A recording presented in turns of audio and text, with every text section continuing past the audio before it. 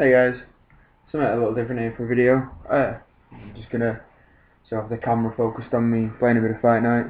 We're fighting as David Hay. It's a new game I got from Xbox. So yeah, just gives you guys something to watch while I sort of speak about what the title says, and probably gonna get a lot of stick for that title. And of course, making a claim that Games Workshop is not actually an expensive hobby is probably going to come across as lunacy to most people. Um, but I mean, hear me out, because I mean, yeah, it's expensive, but let's consider I'm playing Fight Night here. This Xbox game. I mean, I paid 40 quid for this Xbox game, and I'll get, I mean, what, a few months worth of decent entertainment out of it, and then I'll either get bored or it'll become obsolete because, you know, every year a new game comes out. Games like Call of Duty or FIFA, any sort of games, any sports games we're doing every year. Call of Duty's done every year. So you pay, you know, £40, £45. I mean, I don't know how many. So what you pay in dollars for Xbox games, PlayStation games, you know, overseas. But in the UK here, it's about £45 for a new game. And you know, that gives about a year's entertainment. I mean, when you look at,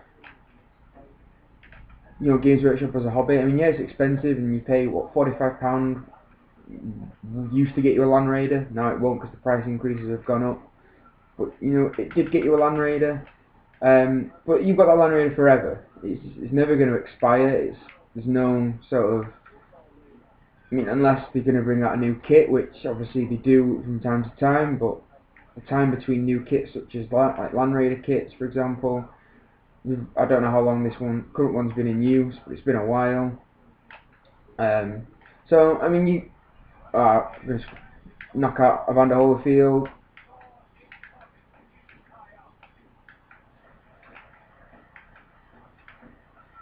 So yeah, I mean, the length of time that you're gonna get from that one Land Raider kit compared to an Xbox game, which is similar price, different hobby, is actually, you know, it's more cost effective to be in the wargaming hobby in terms of, you know, use for money. And that's why I always think, you know, you're gonna buy something, look at how many times you're gonna use it. If you're gonna, you know, a good example again is jumping back to Xbox, but I bought Battlefield 3 from Xbox. Again, paid about £45 for it brand new, and I think I've played it once. I just didn't like the game. It wasn't for me. Obviously, some people really love Battlefield. It's not for me. But there you go, that's a waste of money. Whereas, again, I paid £41 for my Land Raider, and I've used that Land Raider plenty of times. I've got it forever. I can repaint it. I can reuse it. It's not going to perish. Again, like some hobbies are perishable. I can't think of off the top of my head.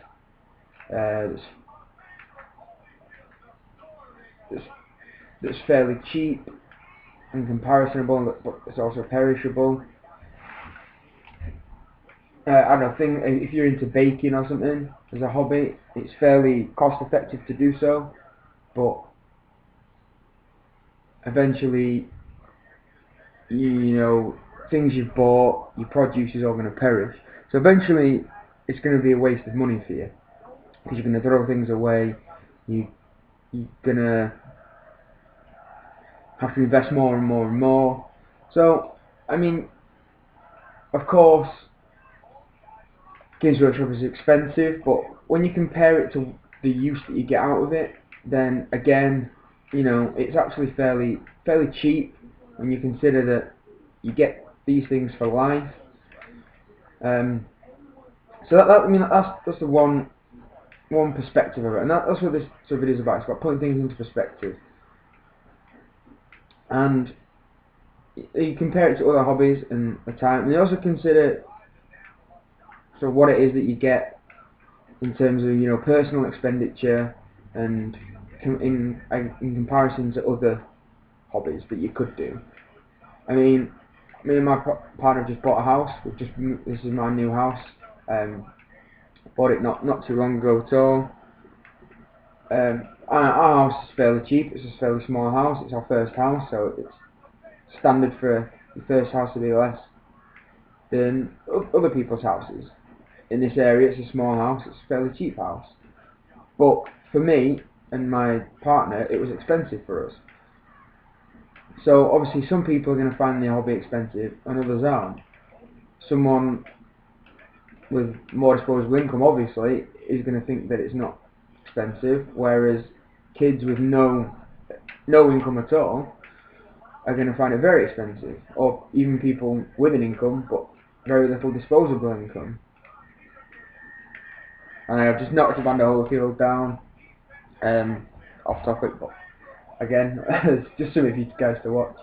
So it's all about putting things in perspective. And I know this is probably going to be the most popular video, but I mean, if you think the hobby, it could be worse. I mean, you could be into things like, I don't know, horse riding, which from my girlfriend was into horse riding, and you know, she paid like thousands of pounds a year, hundreds of pounds a month, which I know some people do spend that on this hobby, but I've never spent that much in a month.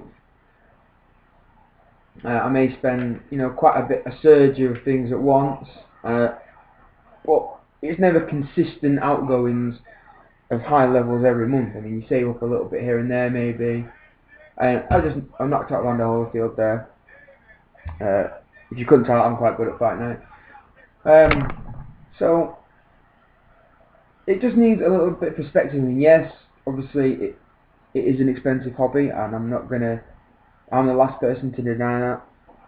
Yeah, it's an expensive hobby to partake in.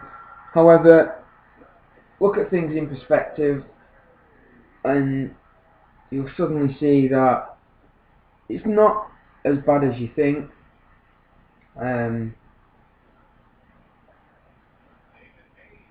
In terms of the longevity of what you're buying, it doesn't perish. I mean, unless you buy a new army and then you find out that in a month's time it's getting redone, it's very unlikely to become obsolete very quickly.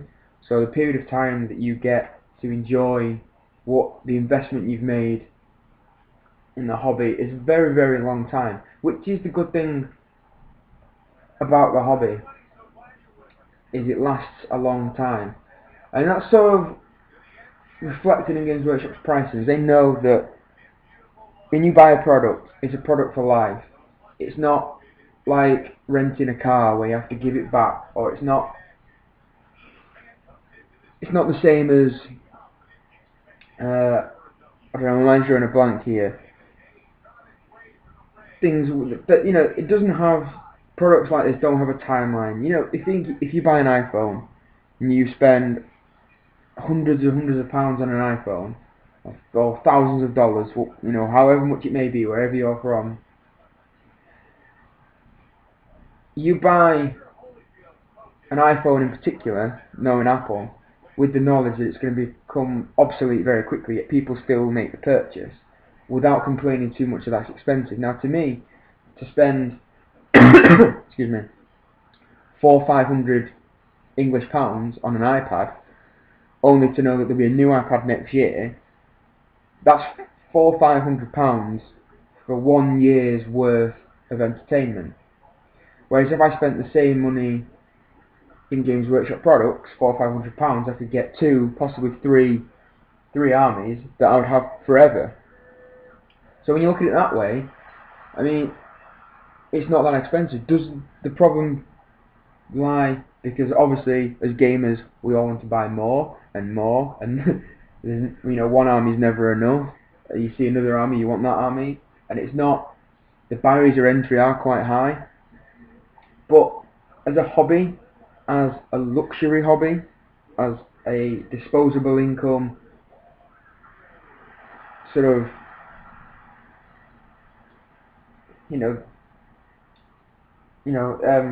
again, it's really early. I'm recording this at like 7:20 in the morning, so it takes a while for my brain to kick into gear, so I apologise.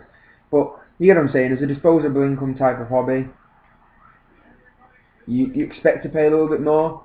I mean, if I was into restoring old cars, I would understand that you have to pay a little bit extra for the car, and the materials and the furnishings that go into restoring that car is going to cost you a bit. And if you have to expect these things with, you know, the higher class hobbies. This isn't like, you know, Xbox, like you know, where you can go and get pre-owned games and live off pre-owned games. Yeah, you won't, nothing will be new, but it will be cheap for you.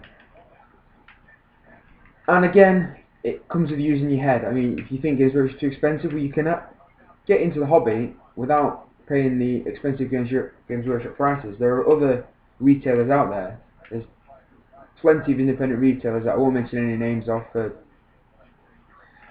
not running the risk of getting in trouble, that can offer up to 25% discount, which obviously is fantastic off Games Workshop prices. Yeah, they charge for postage, but if you put in big orders at a time like I normally do when I use it, rather than buying 1, 2, 3 things at a time, I'll save my purchases and make a few large purchases at once.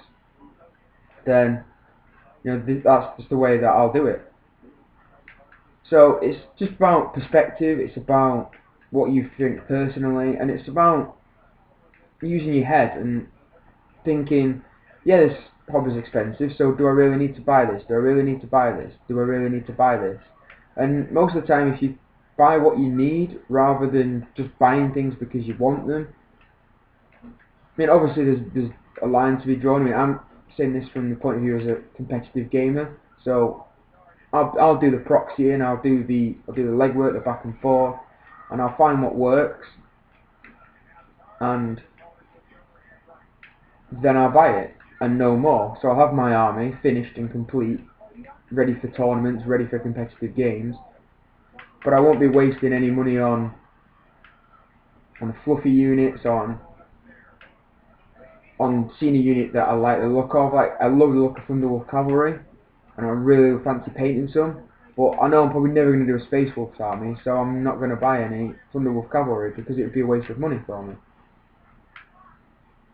Whereas I'm thinking I may do a Chaos army, so I'll probably buy some Obliterators.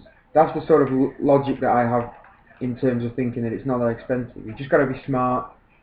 Don't throw your money away for no reason. Be sensible and just think of it in perspective. And like I said, I know the initial reaction to seeing the title of this video is Games Workshop really overpriced? Well, the answer is yes, and the answer is no.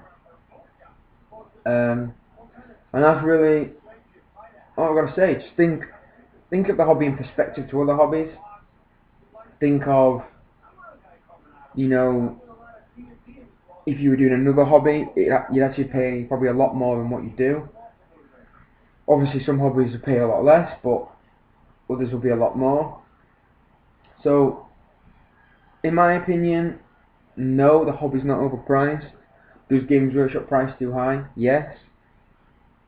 So, it's a bit of back and forth, but overall, I think that it's a fairly priced hobby, it's fairly balanced, and in perspective, it's pretty cheap, in perspective.